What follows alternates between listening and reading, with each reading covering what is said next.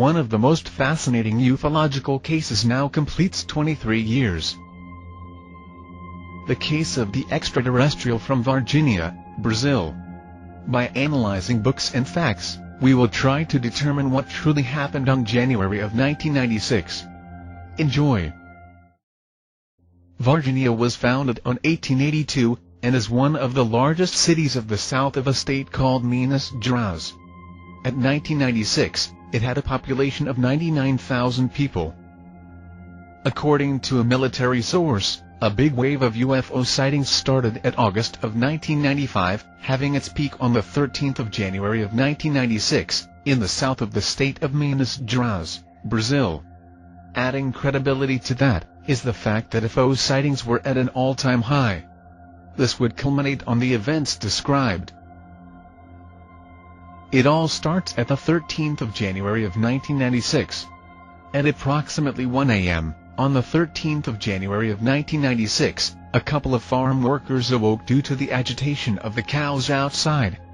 The woman approached the window to see what was causing the cows to run away, and terrified, she immediately called her husband. 1 a.m. The object came from there. From there? Yes, from there. So, from the fence to here, it was very close to the ground. And the cows were laying down at the road there. And then she looked outside through the living room's window. Look there, and saw it here. Why did she look? Has she heard anything? The noise from the cows. So the cows? Yes, the cows started running in this field. The noise from the cows got our attention. Then she looked through the window and saw the object passing here. What did this object look like? It was white and smoky. Yes, but what did the object look like? It looked like a small bus. It was big. Long. So, it was like a small bus flying. Then you must have gotten scared. What did you think of it? I was thinking I had never seen anything like it. At what altitude was it? 5 meters of altitude. On the field? Yes, on the field. How long did it take? 40 minutes. What? 40 minutes for it to get over that fence until I got up there. I was looking until I went over there. So, according to the witnesses, it had an elongated shape and was releasing a white smoke. At approximately 8 a.m. of the morning of the same day, a driver called Carlos, driving next to the entrance of Varginha, saw an unidentified object at the sky. He decided to follow what he thought was a faulty airplane, looking for a place to land. Its tendency would have to be for it to dive straight to the ground, but it was falling slowly, like in a 30-degree angle, descending slowly, like if it was losing power and altitude. But it glided, and was slowly losing altitude and moving, as if it was looking for a place to land on the ground, because you could see that it had serious altitude problems, and it was releasing a lot of white smoke on the sides. The noise was like a faulty washing machine, something that was struggling to keep itself in the air. Until here, that's what I saw. Arriving there, I was stopped by these military men. A black, tall and strong man, he stopped me, and I could hear a voice in the background behind him screaming, "Send him away, send him away, send him away." That's when I found, at the time that I arrived at the place, I saw a piece of this object from the ship. As I folded it, what caught my attention was that I folded it and released it. It went back to its original form. That got me very interested. They had taken it from me, from my hands literally. They hit my hand and said, "Give me that and go away. Get out of here." I said, "But something fell." Until that moment, I was thinking that what I had seen was a flying object, but I thought it was an airplane or something like that. I was very surprised that at the place there were 2 Mercedes army trucks, a lot of soldiers, approximately 30 or 40 people, searching the fields as if looking for something, making a search. On top of the trucks, there were many pieces of this material that I had on my hands. There was an army helicopter, a very large one. It wasn't a small helicopter like the ones that carry civilians. It was a very large one. One other thing that had my attention was the very pungent smell of ammonia and the ambulance that was there. When I saw the ambulance, I thought there was a plane crash. An ambulance painted with army colors, that army camouflage, and an ungodly smell of ammonia that I couldn't stand. After that, I turned around and made the return, passed through the same place, at the second gas station, counting the first and the second. I stopped to eat because I was hungry. It was about 10 or 11 a.m. I was driving since dusk. When I stopped to eat, a Chevrolet Impala stopped behind me, a blue Impala. I went to the bathroom, and when I came back, the man talked to me and said, "You are Mr. Carlos." The man knew my name, the name of my parents, everything. He knew who I was and who I wasn't. And then he said, "You saw nothing, you know nothing." I said, "But something." He said, "You don't know anything. Shut up and get out of here. That's what will be best for you." I was really scared, very terrified. At the time I was thinking, maybe I saw something I shouldn't have. I got scared, and then I just got into the car and went to Sao Paulo. Arriving home, I told my wife what had happened, and she said, "Look, we better be quiet about this. We will gain more that way." Corroborating this story, another farm worker said that at the 13th of January of 1996 he saw many army trucks at fast speed on the highway. It's important to take notes about what happened to this man, especially at the gas station. One other thing is that what he saw looked a lot like what the farm couple witnessed earlier on that same night. Other things, including military presence and the smell of ammonia, are also worth noting. On the period between 13 and 20 of January, there were no accounts of allegedly alien or UFO-related activity. Some speculate that the Army may or may not have captured something on those days, as there was a confirmed rise in military presence. We arrive at the 20th of January of 1996, the most important day on ufological history in regards to Brazil. A day that would change the city of Varginha forever. At around 8 a.m. of the 20th of January, the fire department of Varginha starts receiving calls from concerned citizens about a strange animal, sighted at a neighborhood called Jardim Andir. Finally, at around 10 a.m., some firemen went down a hill in this neighborhood, as witnessed by over 2 people that were around the location at the time. It was then that the people around were commenting that they had seen something different. When they went down, it was a matter of a few minutes, and people went up commenting, "Where did the fire department take them?" These people that told the fire department captured this creature? They said they had captured They it. saw it being captured? They saw it being captured. According to the witnesses, this would have been the place where it was captured. A few minutes later, the fireman arrives at the top of the hill with the creature caught in a net. Arriving there, a military truck stops, and 2 men demand that the creature gets placed inside the truck. The fireman calls their superior, and they end up placing the creature in a wooden box and inside the truck.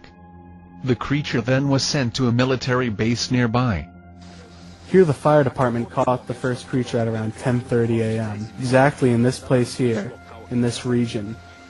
The creature was stunned. It was immediately placed in an army truck.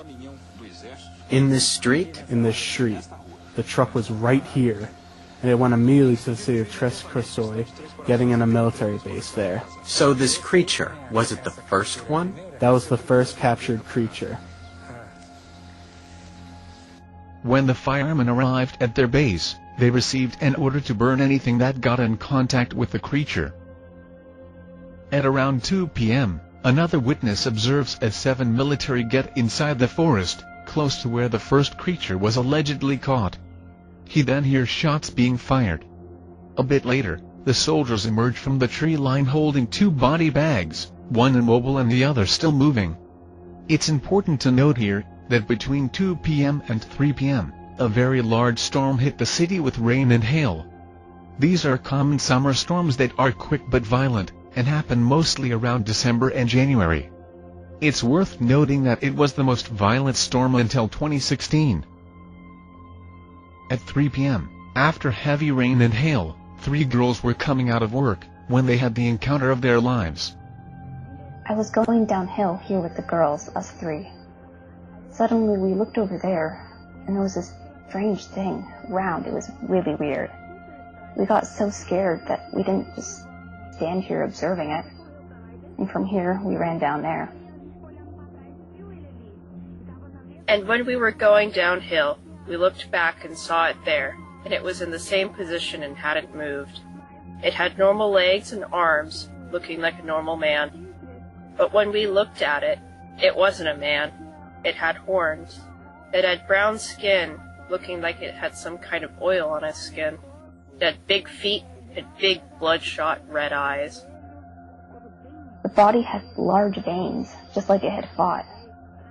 It had its veins all swollen. His body. He was crouching with his hand between his legs. If it was a man crouching, I would have had the courage to pass here. Us three, we would walk away.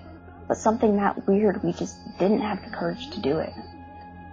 According to the girls, this picture is a good approximation of what they saw.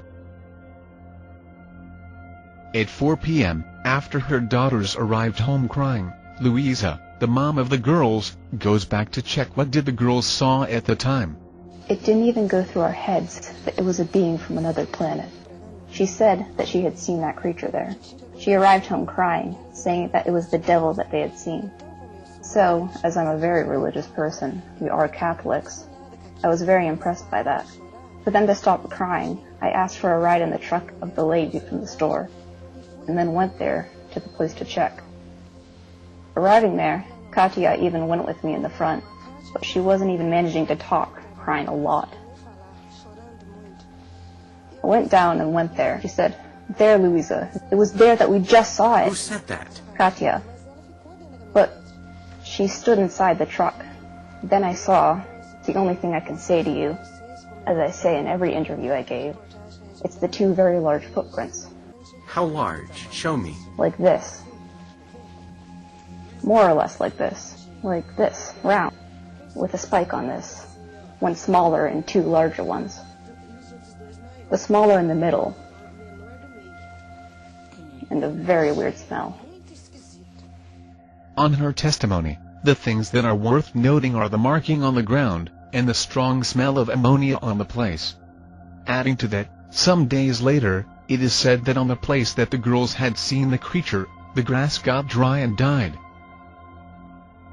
At 8 p.m., 2 cops were inside a vehicle patrolling in the city. They were from the police intelligence, and were allegedly sent there to oversee the situation. Suddenly, they ran over something on a dirt road. As they went outside to see what just happened, they realized they just hit a humanoid creature. One of the cops, called Marco, gets the creature on his arms and transports it to the back seat of the car, and while doing that, he gets scratch on his arm.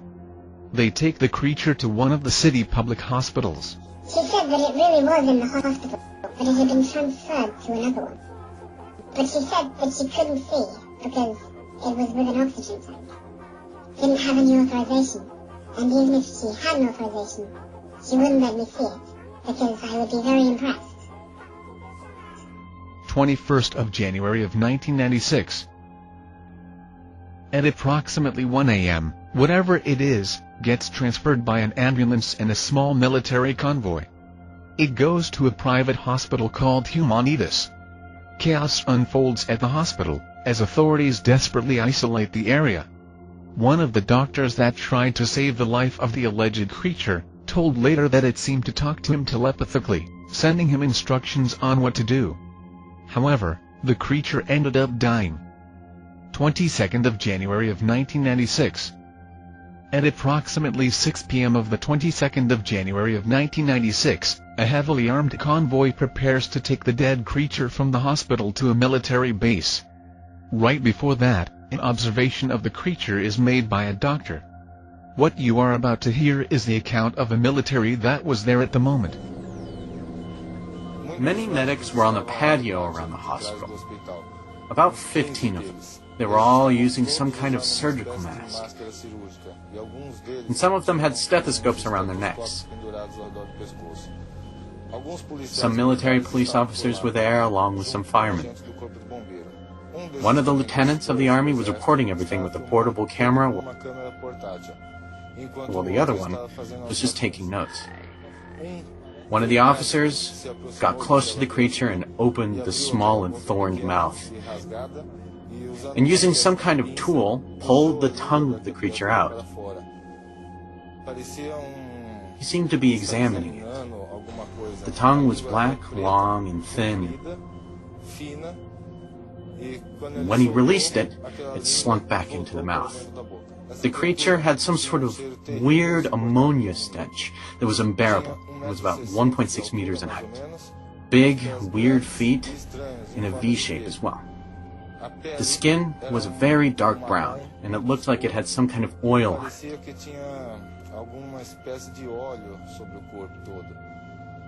The head was very big, bigger than ours. And the 3 protuberances on top of it, 2 small holes where the nose should be, and a tear in the place of the mouth. The eyes were big, enormous, and red. No pupils. The legs were short and slim, and the arms were slim and long. Note that the description matches what the girls had seen 2 days earlier. Other factors such as the smell of ammonia were also noted by the military. All of the materials used inside the hospital in regards to the creature were incinerated. 23rd of January of 1996. At 4 a.m. of the 23rd of January of 1996, all the creatures were taken to Campinas, a city in the state of São Paulo. They were taken to an university called UNICAMP. Army trucks and U.S. Embassy cars were seen in the campus. Allegedly, the creature was taken to the United States for studying. The aftermath. Now we will talk about what happened in the later months after these January nights.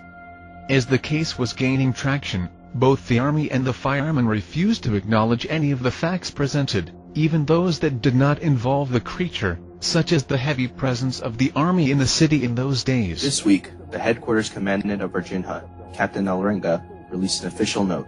It says that the fire department of Varginha was not called to capture an extraterrestrial. Our job is related directly to things of the Earth and Brazil. We don't want to get cases that are uncommon. If we were called to a case like that, we would hardly be able to have any reaction. It is also important to note that all military witnesses that told the press or the ufologs what they had seen were found out and subsequently arrested by the military command. The death. Some days after being scratched by the creature, Marco starts showing an abscess on his arm. He goes at the military hospital nearby, and the abscess gets drained. At the 6th of February he was admitted into a hospital with pain on his back, which evolved rapidly to a paralysis. At the 15th of February, the policeman Marco died of an alleged systemic infection. The doctors did an autopsy, to which the result was only released years later. The alleged cause of the death was pneumonia. However, according to witnesses and his own sister, the 23-year-old policeman was healthy and in excellent shape. The second sighting. At the 21st of April of 1996, an elderly woman sights what seems to be another one of those creatures, inside the city zoo. I was in a party at Keque, in the zoo, and at 9 p.m. I went outside on the balcony to smoke, and the lights outside were all off, and the light came only from the party. Now, I was at the party, but I don't drink, and when I looked at my left side, I saw that very ugly creature. It had big red eyes, bulging, a thorn mouth. What followed on the next few days were inexplicable animal deaths inside the zoo. The animals that died were in perfect health condition the night before. Autopsies revealed that hours after the death, one of these animals had highly advanced decomposition in the digestive tract. It's also important to note that although it was decomposing, there was no smell. The other 5 animals that died showed no signals of anything. The offer. On the 29th of April of 1996, a blue Lincoln stops in front of the house of Luisa, mom of the 3 girls. 4 men got out of the car and insisted on talking to her. I received here in my home, as Ubira Jara said, 4 men, but I don't know where they are from, who they are. I've never seen them. But I can't say who they are because I don't know them. What did they... While I was in my room changing, Valkyria went outside, and they opened the door and got inside the house. Later I asked, "Who are you?" And they said it didn't matter who they were. That they needed to talk to me, and they got in and sat down. Then they heard the girls ask to get the details, as everyone asks. Asked the day it happened, what they think they saw, heard them.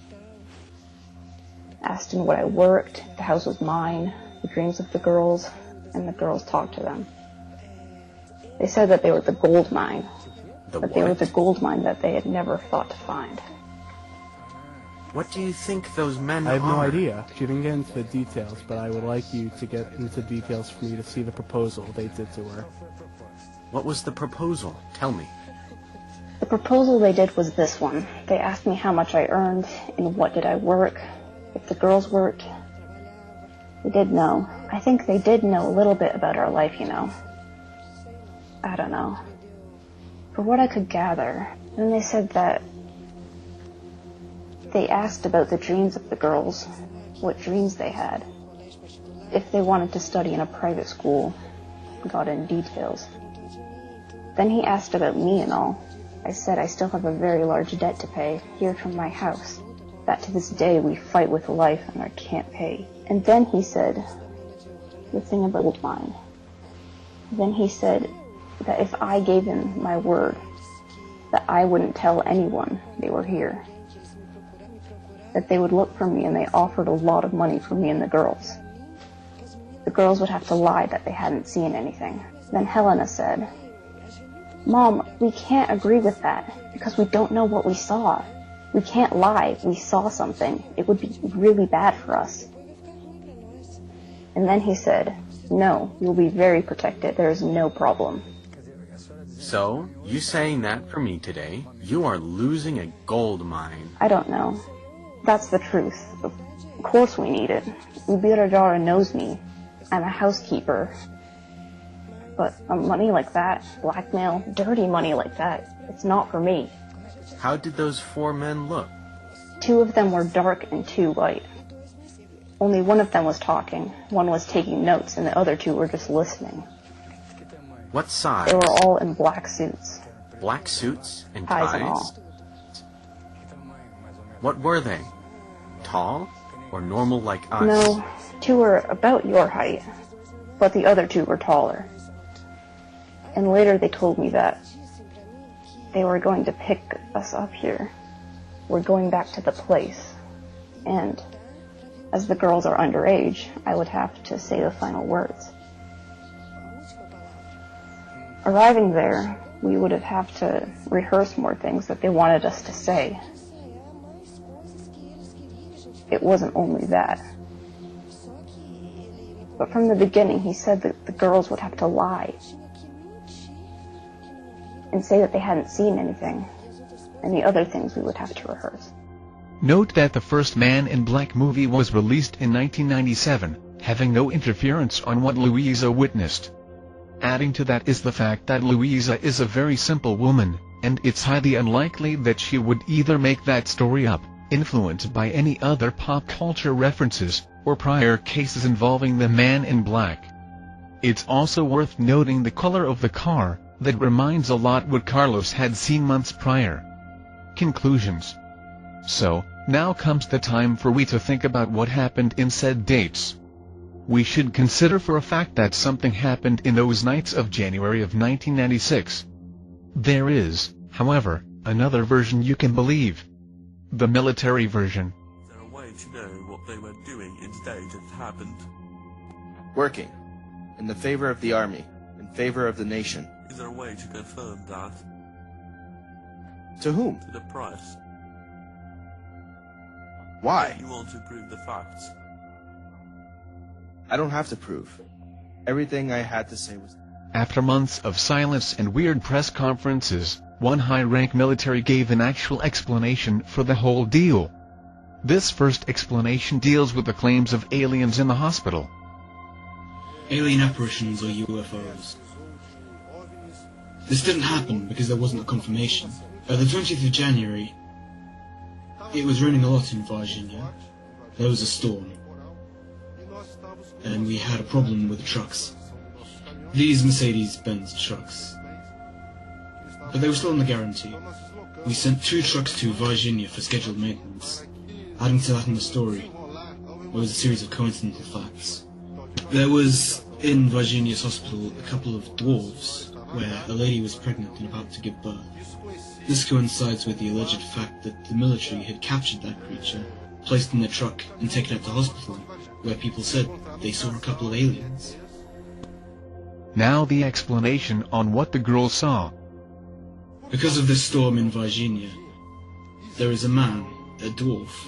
He is short, very disfigured, and mentally retarded. And because of this rain, he got hurt a lot, because there was no way for him to hide it from the rain. And he was next to this landfill where the girls said they saw this being. If we look at this man, he has really unsettling and embarrassing appearance, because he has physical deformities. As weird as it is, we must consider the last explanation. This is a picture of this particular individual, next to what the girls allegedly seen. It is similar, however. The girls allegedly know this person, and gave cigars to him frequently. One other thing is that it is very unlikely that a man, as mentally challenged as he is, to simply stay on the rain while it hurts him. And, as we can see by this footage, the man could walk properly at the time. The explanations also don't address the other witnesses, including the military ones. So, the military official explanation is in summary, that the whole incident was caused by dwarfs. A pregnant dwarf and a mentally retarded dwarf that got hurt by hail in that 20th of January of 1996. The last consideration is that the city of Varginha profited a lot with the whole incident. It got a lot of free press, and today it is known as the alien capital of Brazil. As you can see from the pictures, many of its city monuments are dedicated to the extraterrestrial, who is now the official city mascot, and even the bus stops are shaped as UFOs. Maybe one day we will know what happened in January of 1996. For now, all we can do is show you the facts, so you can take your own conclusions. Either you believe that an alien was captured, or that something else happened, or even if you believe the dwarves were behind all this, leave your comments down below.